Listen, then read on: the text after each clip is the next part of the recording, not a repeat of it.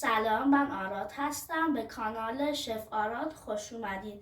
امروز اومدیم یه همبرگر مکدونالدی درست کنیم. برای همبرگر خوشمزه ما مواد لازمش رو توی دیسکریپشن میذارم. خب برای همبرگرمون پیاز کاراملی میخوایم توش بریزیم که دل بخواهیه. شما اگر دوست داشتین میتونید نریزید.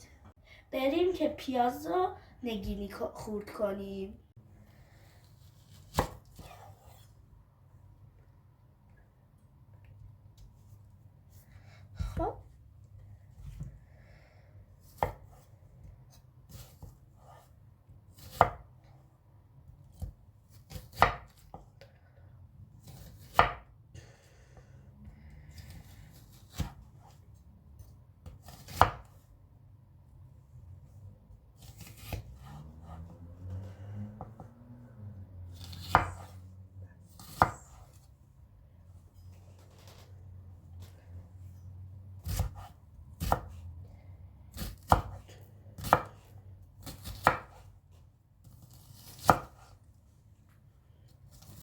خب میریم که پیازای نگینی شدمون رو بریم برای کاراملی کردنش. خب میریم که پیازامون رو کاراملی کنیم.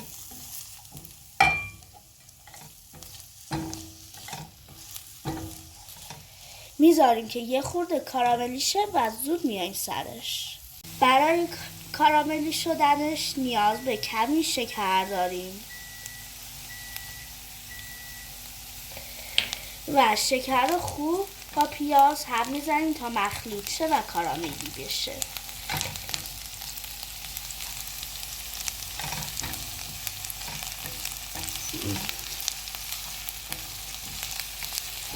برای گوشت همبرگرمون اول ما از قبل پیاز رنده شده رو با گوشتمون ترکیب کردیم و الان میخوایم ادویه و سسشو بهش بزنیم. خب ادویه گوشت همبرگرمون سس فلفل، ادویه گوشت، نمک، پودر سیر. خب سس فلفل رو اضافه میکنیم. شما میتونید سس فلفل نزنید اگر تند دوست ندارید. ادویه های دیگمون هم میزنیم و خوب گوشت رو ورزش میدیم تا خوب ادویه ها و طعممون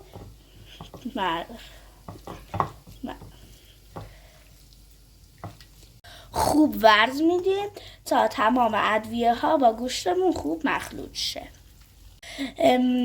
مقدار گوشت برای یک عدد همبرگر تقریبا 100 تا 150 گرمه. خب گوشت همبرگرمون رو آماده سرخ کردن میکنیم. پهنش میکنیم و خوشگل شکلش میدیم.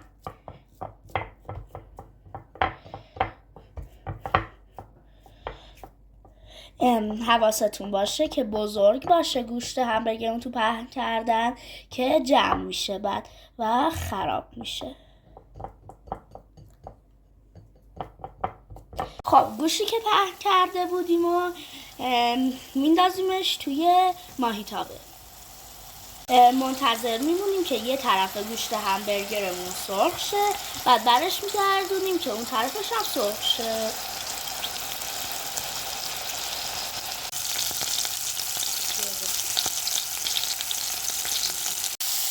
خب یه طرفش وقتی سرخ شد اون طرفش هم برگردوندیم که اون طرفش هم سرخ بشه.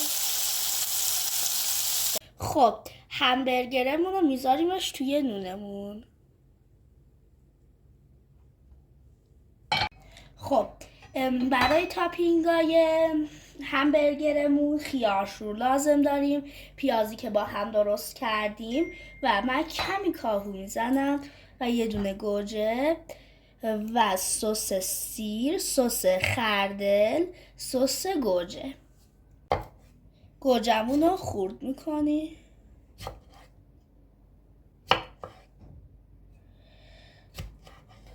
خب یه سسمون رو اول میزنیم، سس گوجه.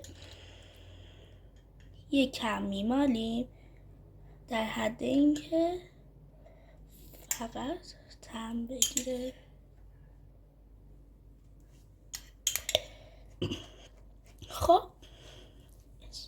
خب گوشت رو میذاریم، کاهوها رو هم روش میچینیم، گوجه ها هم میذاریم به این صورت. خب تا الان این شکل. خیارشورمون رو خورد میکنیم.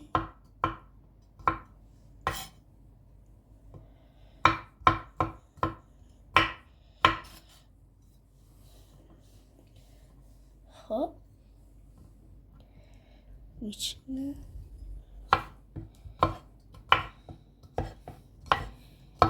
خب خیارشورامون رو میچینیم روی برگرمون.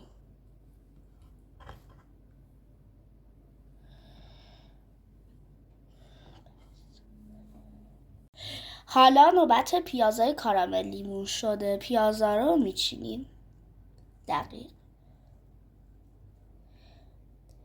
مساوی میذاریم که طعمدار بشه. حالا موقع بقیه سسامون میشه. سس سیر و سس خردل رو روی این نونمون میمالیم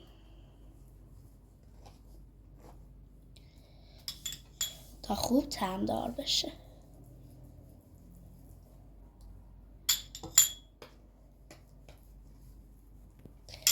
خب نوبت سس خردله. سس خردل رو کم بزنید وگرنه تلخ میشه. خب و نونی که سس زدیم بشه روی همبرگرمون میذاریم. اینم از همبرگر ما. به به، اینم از همبرگر خوشمزه ما. کنیم. خیلی خوبه. حتما درست کنید و لذت ببرید.